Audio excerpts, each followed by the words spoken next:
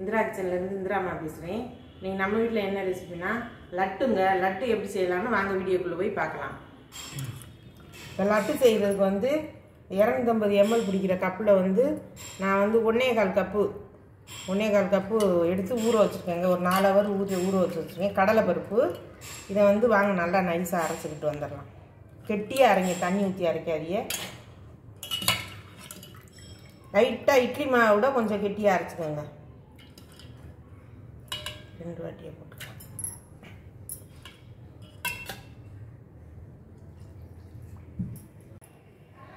இப்போ பாருங்கள், இந்த மாதிரி பக்குவத்துக்கு அரைச்சிக்கோங்க. ரவை பதம் மாதிரி இருக்குது பாருங்கள். இந்த அளவுக்கு இந்த கெட்டி அப்படி போட்டால் போடுற மாதிரி இந்த மாதிரி கெட்டியாக அரைச்சி எடுத்துக்கோங்க.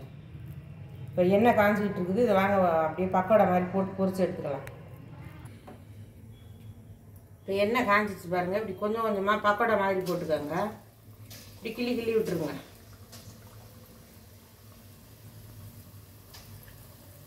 உப்பெல்லாம் போட வேண்டாம். வெறும் பருப்பை அரைச்சி இந்த மாதிரி பொரிச்சு எடுத்துக்கோங்க.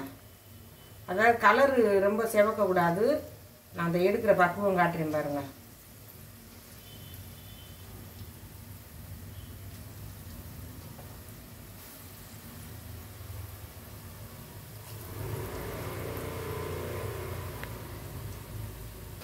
இந்த மாதிரி பொரிச்சு எடுத்துக்கோங்க.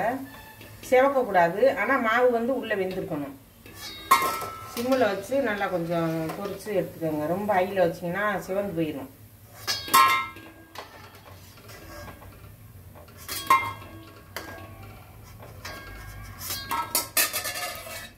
மீதி இருக்கிறது எல்லாத்தையும் பொரிச்சுட்டு உங்ககிட்ட காமிக்கல என்ன பண்ணுறதுன்னு சொல்கிறேன். இந்த மாதிரி பொரிச்சு எடுத்துகிட்டு வந்துடுங்க. லைட்டாக கொஞ்சம் அமுங்குற மாதிரி தான் இருக்கும். அது வந்து நம்ம மிக்சியில் ஒரு ஓட்டிட்டோம்னா அது மாவு மாதிரி வந்துடும். பொல பொலன்னு வந்துடும். ஆற ஊட்டி அரைச்சிக்கோங்க. கொஞ்சம் கொஞ்சமாக போட்டு குறப்பாக அரைச்சிக்கோங்க. நான் அரைச்சி காட்டுறேன் பாருங்கள். பாருங்கள், இந்த மாதிரி பொல பொலன்னு இருக்கணும். இதே மாதிரி எல்லாத்தையும் அரைச்சிட்டு காமிக்கிறேன். ரெண்டாவது இருந்ததையும் அரைச்சிட்டு வந்தாச்சுங்க.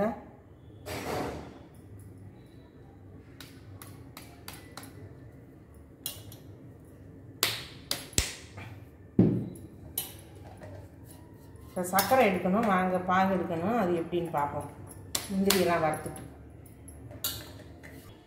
இப்போ சட்டி காஞ்சிடுச்சுங்க. ஒரு 2 ஸ்பூன் நெய் விட்டுக்கலாம்.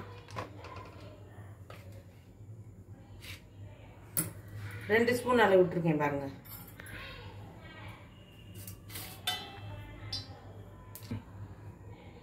முந்திரி வந்து இந்த மாதிரி உடைச்சி வச்சிருக்கேங்க. கொஞ்சம் அதை ஃபஸ்ட்டு வறுத்து எடுத்துக்கலாம்.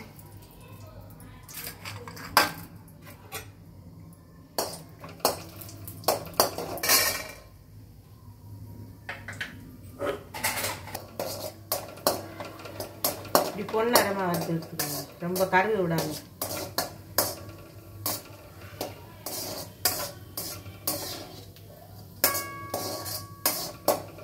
வறுபட்டு இதை எடுத்துக்கலாம்.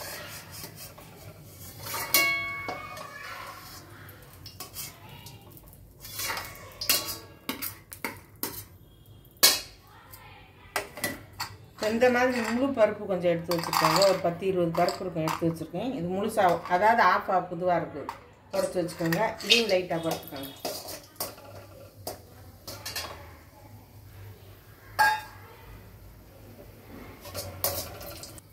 இப்போ இதுவும் வறுபட்டுருச்சு. இதையும் ஒரு ஓரமாக அந்த தட்டிலே எடுத்துக்கலாம்.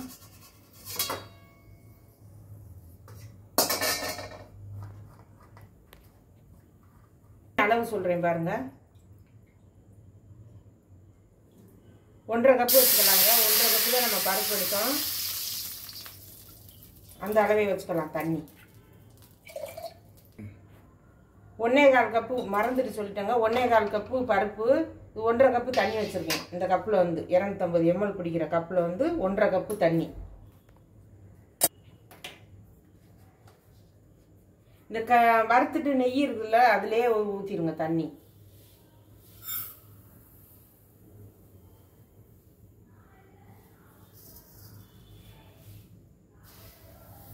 1 கப்பு போட்டிருக்கேங்க. கொஞ்சம் சேர்த்துக்கலாம். 1/4 கப்பை விட கம்மியாகவே சேர்த்துக்கலாம். 1/4 கப்பை விட கம்மியாக தான் வச்சுருக்கேன். சுகர் நம்ம வந்து ரொம்ப சேர்க்க தேவையில்லை, நம்ம இஷ்டம் தான் சுகரு. இது நல்லா கரையிட்டுங்க.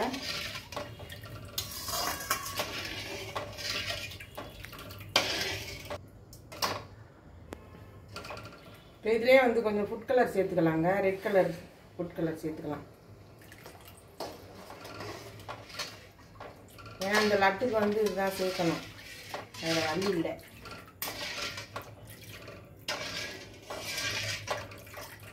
இது கொதிக்கட்டும்,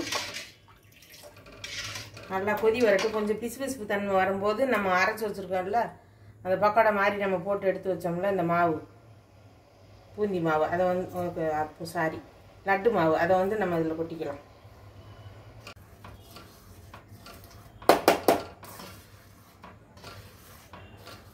பிசு தன்மை வந்துருங்க. வந்த உடனே நம்மளுக்கு வந்து இந்த பாகில் வந்து இதில் கொட்டிடுங்க. பாகு பதெல்லாம் தேவை கிடையாது, லைட்டாக பிசு தன்மை வந்தால் போதும். இது எல்லாத்தையும் இப்படியே கொட்டிடுங்க. அதில்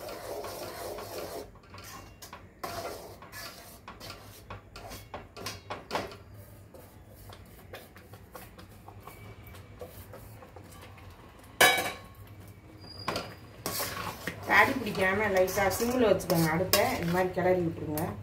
கிளறிக்கிட்டே இருங்க. அது கொஞ்சம் நல்லா அந்த பாகெல்லாம் இது வந்து நல்லா உறிஞ்சி எடுத்த பிறகு கொஞ்சம் நேரம் இருக்கட்டும். இப்போ அதுக்கப்புறம் நம்ம வந்து ஏலக்காய் தூள் முந்திரியெல்லாம் போடும்போது நான் காமிக்கிறேன். இப்போ ஏலக்காய் தூள் போட்டுக்கலாங்க.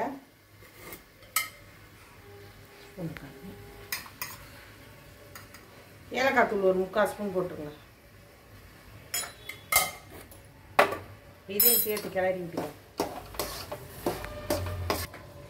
இப்போ நெய் வந்து ஒரு 2 ஸ்பூன் விட்டுக்கலாங்க.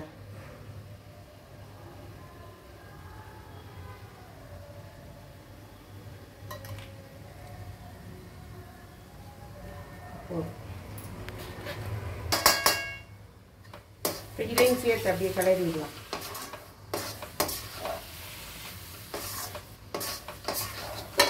நம்மளுடைய இந்த லட்டுக்கு பேர் வந்து மோத்திசூர் லட்டுங்க. நம்மளுடைய லட்டு ரெடி ஆயிடுச்சு. இப்போ வந்து நம்ம அந்த முந்திரி பொடியாக கொஞ்சம் இது பண்ணி வறுத்து வச்சுருக்கோம்ல, அதை வந்து இதில் சேர்த்துக்கலாம் ஃபஸ்ட்டு. இது வந்து நம்ம வந்து அதில் வந்து பிடிக்கிறதுக்காக அப்புறம் வச்சுக்கலாம் ஒன்று ஒன்று.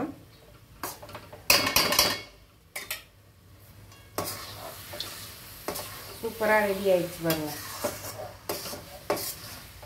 நெய் தேவைன்னா உங்களுக்கு இன்னொரு ஸ்பூன் கூட ஊற்றிக்கங்க, தப்பு கிடையாது.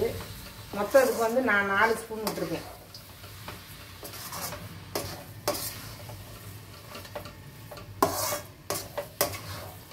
அவ்வளோதாங்க. இதை ஆற ஊற்றி நம்ம வந்து ஒன்று ஒன்றா பிடிச்சிக்க வேண்டியதாங்க. ஆற ஊற்றி நான் பிடிக்கும்போது காமிக்கிறேங்க. ஒரு 1/2 ஸ்பூன் நெய் வந்து ஒரு கப்பில் எடுத்துக்கோங்க. இந்த மாதிரி தொட்டு கையில் தடவிக்குவாங்க.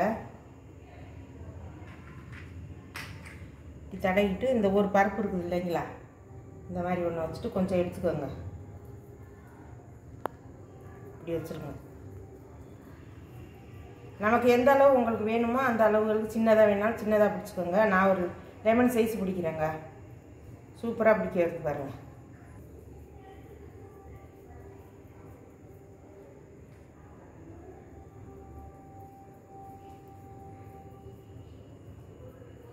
எல்லாம் சூடு இருக்கையிலே நம்ம பிடிச்சிருங்க. ரொம்ப ஆற விட்டுறாது.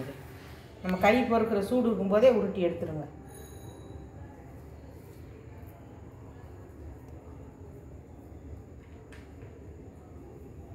லட்டு சாப்பிடணும்னு ஆசையாக இருந்துச்சுன்னா டக்குன்னு இது செஞ்சிடலாங்க. சூப்பராக இருக்கும். இது கடையில் வாங்கினது போலயே இருக்குங்க. நீங்கள் செஞ்சு சாப்பிட்டு பார்த்துட்டு சொல்லுங்கள். எல்லோரும் கமெண்ட் பண்ணுங்கள். எல்லோரும் எனக்கு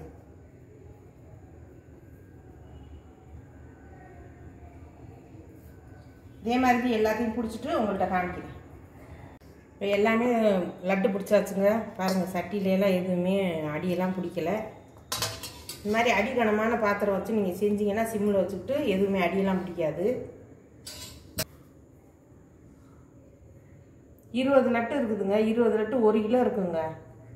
நம்ம அந்த 1 கிலோ வாங்க போனால் நம்மளுக்கு கடையில் என்ன ரேட்டுன்னு உங்களுக்கே தெரியும் மக்களுக்கு.